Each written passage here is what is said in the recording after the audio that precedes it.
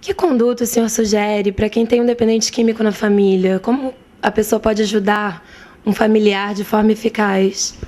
O familiar, ele se contagia com a doença.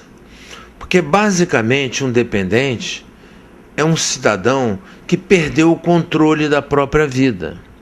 E quando uma pessoa perde o controle, aquelas que estão em torno tendem a se descontrolar também. Então, se o dependente ele cai no erro de usar a substância e não conseguir cessar o consumo, o familiar geralmente inicia a primeira discussão.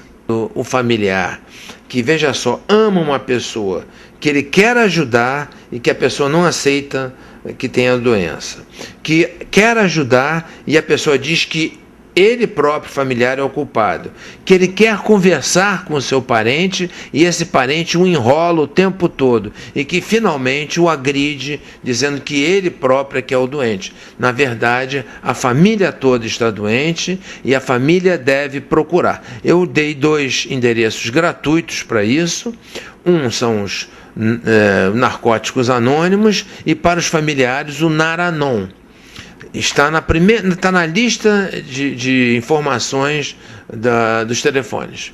Então, Naranon para familiares de narcóticos anônimos. Então, é um local gratuito onde a pessoa encontra recursos para poder enfrentar a doença. E também citei a Câmara Comunitária da Barra da Tijuca, que não tem qualquer vínculo político partidário e não tem qualquer vínculo financeiro, é gratuito e é fruto de pessoas que sofreram o problema e que querem ajudar outros a se recuperarem. Bem, como e a partir de que indícios os pais podem saber se os filhos estão ou não usando drogas? Olha, nos nossos tempos, nós podemos dizer que praticamente todos experimentarão.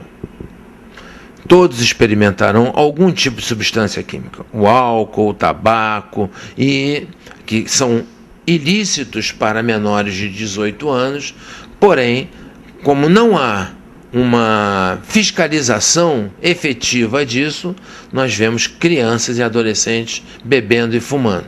E as drogas chamadas ilícitas, maconha, cocaína, crack, êxtase, etc.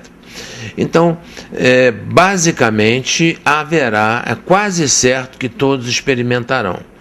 No entanto, alguns começarão a ter uma perda de controle da sua vida. Isso se manifesta na higiene, nos hábitos alimentares, na atividade acadêmica.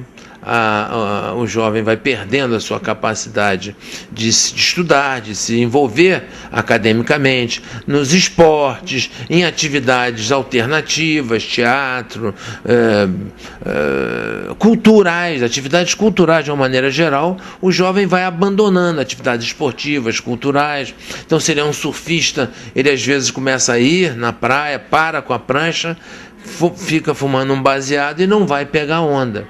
Então, o jovem vai começando a mostrar uma perda significativa de eficiência na sua vida. Dr. Jorge, nós temos visto características antes consideradas como comportamentos isolados, agora sendo tratadas como distúrbios fisiológicos e comportamentais. O que o senhor acha da tendência à medicalização cada vez maior da sociedade?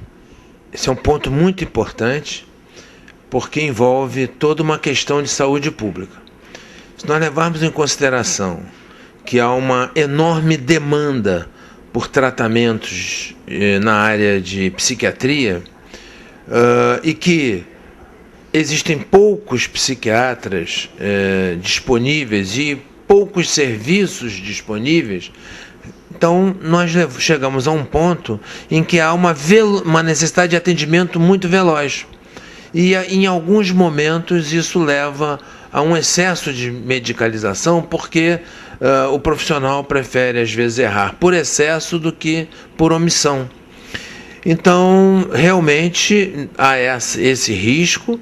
Agora, há um problema muito maior ainda, que é a venda ilegal de medicamentos. Então, o jovem que precisou realmente de uma medicação mais forte, ele conhece aquilo, ele passa a ter um conhecimento, ele divulga entre os seus amigos, e esses amigos às vezes conseguem esses remédios em farmácias ou em drogarias que vendem ilegalmente. Dessa forma, a medicação passa a ser usada como uma droga.